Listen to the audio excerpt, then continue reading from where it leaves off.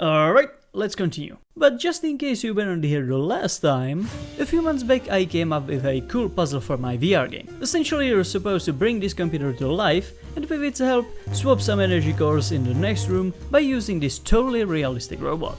In the previous devlog I managed to get the opening and closing of the computer working, before I was rudely interrupted by the cable. Luckily for me, the next feature was much easier to implement. You know how in Half-Life Alyx, every time you open the health station, you get this satisfying animation? Oh yeah! I figured out how to make it. First, you need to know how your hands will be moving. In this case, from here to here.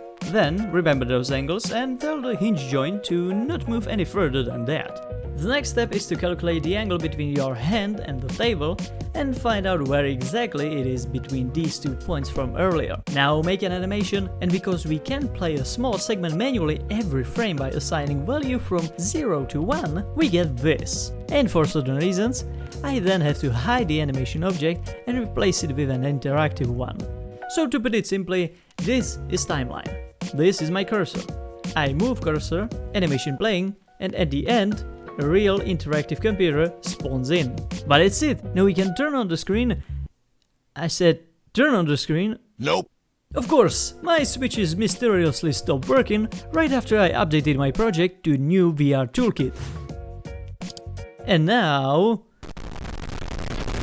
oh yeah, the camera.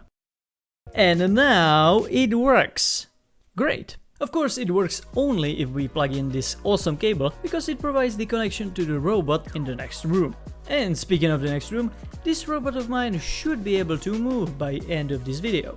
I've already been able to set up the physics of this control joystick, so I can grab it, and after releasing it, it goes back to its start position thanks to the spring component, and does this satisfying jiggle as a byproduct. At the time, I had no idea this was the easiest part, so I continued. And now had to figure out how to get an angle between the joystick and the local up vector of its base and convert it to scale spanning from -1 to 1.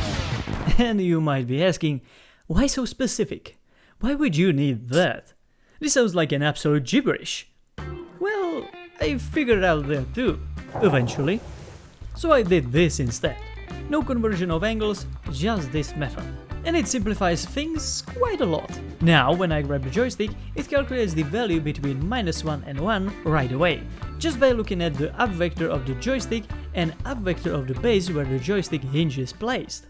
And all this time I've been saying, I need a value from -1 to 1, but why would I want a value that's below 0? This is where we get to that infamous robot. I plan to rotate it left and right. For the rotation to right, I will add, let's say, 5 degrees every second to current rotation. Then, because my joystick is in this position, I multiply it by 0.5 and get this little formula. And if I want to rotate the robot to the left, I just use the negative value from the joystick. That's so simple yet smart. I know, thank you. What was not so smart was not paying any attention to my joystick, or rather its collider, while explaining you the robot's movement. That box shift fella simply decided it was no longer happy in my level and tried to fly away as fast as it could. Since I could not possibly be bothered to catch it, I made a new one and anchored it in place much better than the previous one. Alright, what we need to do next is to move the arm using this calculation. That shouldn't be too hard, but due to my lack of sleep and therefore incompetence, it didn't work at all. And then it worked, let's say, too well. Wait, what?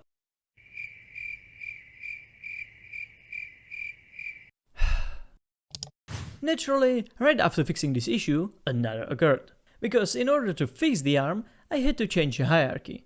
I moved some things around, and by the looks of it, my camera ended up somewhere in another dimension. So I fixed that too, and now it finally works like it's supposed to.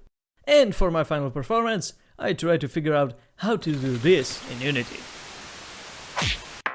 That is, rotate the arm close enough to nuclear core, press a button, move it above that core, play an animation if possible, and pick up or put down the nuclear core. As always, it sounds so simple.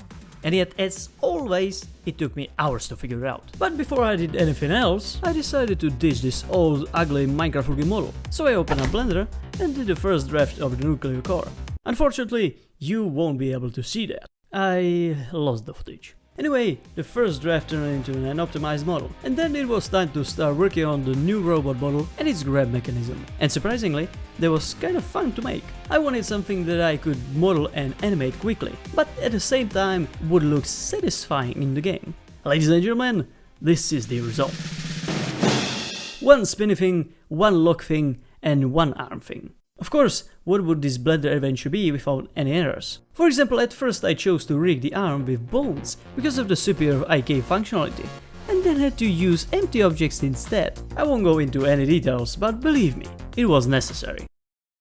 Then I imported everything into Unity and tried to write a script that moves the arm to the nearest core when a button is pressed, which, after some debugging, worked flawlessly. Now it was only a matter of few lines of code, and the animation should work too. You thought it would be that easy? Here's 1000 animations instead of one. What is that? Lining up with the nearest socket stopped working? Oh, that's too bad. Wait, you think this should work? Hey, what do you mean you can find it? It's right there. Oh, it's grayed out. That means invisible. I know! You did this, not me.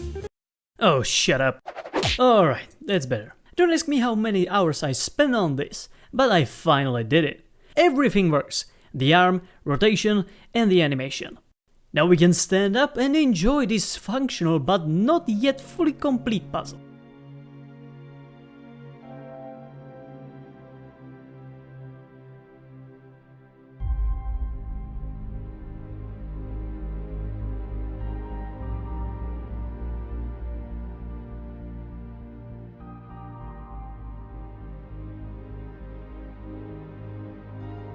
As you can see, the completion of this puzzle brings me much joy. It means we are getting closer and closer to a playable state of the Mars level. And this isn't the only thing I worked on, but I will leave that for another devlog. Anyway, that's it. And hey, if you like this devlog, maybe check out the previous one with the cable in it.